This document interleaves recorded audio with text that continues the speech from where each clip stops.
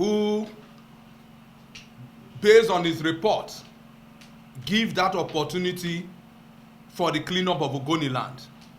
But I can tell you authoritatively that that cleanup, to many of us who are environmentalists, is political.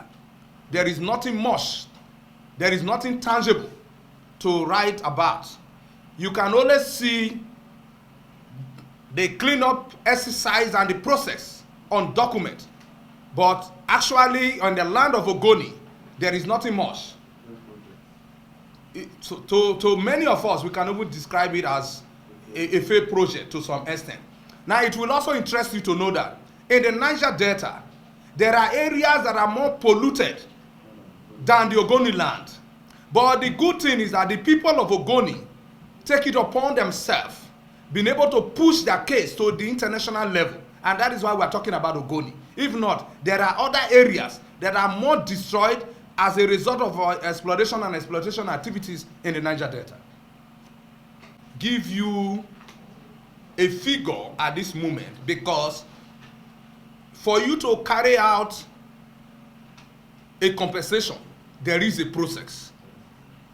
So the government or those in charge need to embark on that process for us to evaluate the level of damage that has been caused to this area.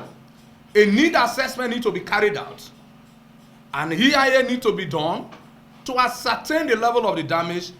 Then we can, at that point, tell you the total amount that need to be compensated to the people of the Niger Delta. But for this Shell plan exit, without proper cleanup exercise, without proper compensation to these communities, it is not possible. So the federal government must do the needful to ensure that before they allow Shell to go, they must carry out this due process to ensure that the area is safe.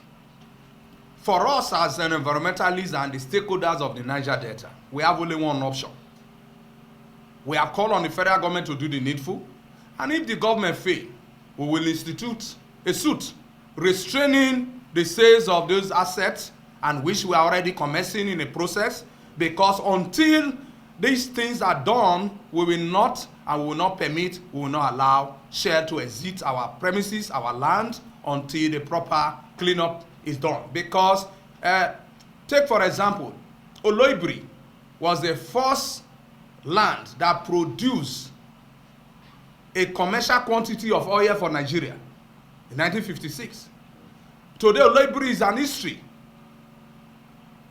Of course, the media can be able to buttress that. Oloibiri is an history. There is nothing. The people are in hardship poverty. The traditional occupation of fishing and farming of the people has been eroded. So, what do you expect? And the continuous destruction of confiscated vessels by the Nigerian security agent and destroy them openly is against the ethics of environmental best practices. So we have told the federal government, we have also called on the security agent. I could recall that for the past like 6-7 years, we have been on this matter, calling on the security agent that when you apprehend any vessel loaded with crude, whether you call it local canoes or a vessel, take these things to the Nigerian refineries. We have a Port Harcourt refinery, we have the Warri refinery. Why must you destroy it if that the government or those in authority are not involved? Because we see this as destruction of evidence. If you don't, there is no way. And you don't even feel and consider the well-being of the people, the well-being of the environment. Even if you are not from that part of the region, you should have a feeling for these people, that these people are known to be fishermen, they are known to be farmers, and when you destroy their ecosystem, destroy their environment, what do you expect? That is why we say that today the only available means of survival in the Niger Delta is illegal bunkering, where the youth have turned to, and which is not good for the nation. The second option is militancy. That is the only means of employment. Thank you very much. Okay. For updates.